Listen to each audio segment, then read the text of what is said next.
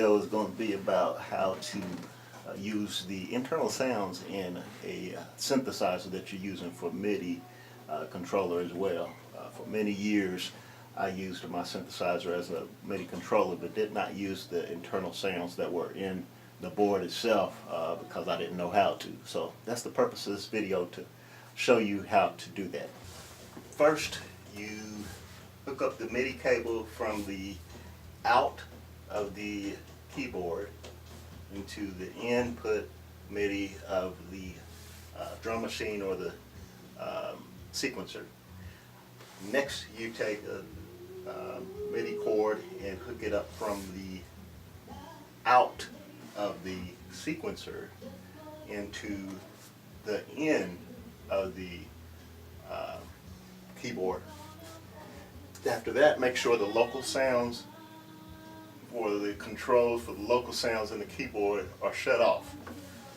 From there, you just go in here and you choose whichever out that you assign in the MIDI cord on the back of your sequencer.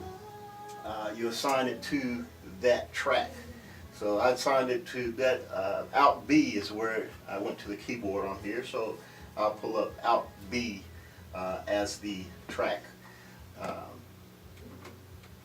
So when you go to out B, now you can go to program change and play any sound that's within this keyboard. The first sound is going to be a piano. You go to the next program. As I move through the programs,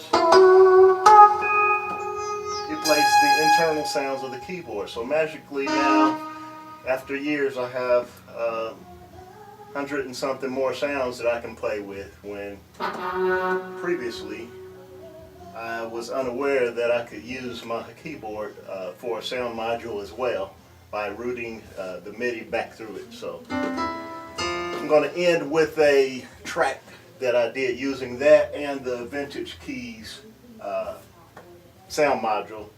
Vintage Keys is hooked up to out A. When I turn it to out A, it's going to play the vintage key. Everything that's on the vintage keys will be playing then. So I can do the same thing and go through program changes with that.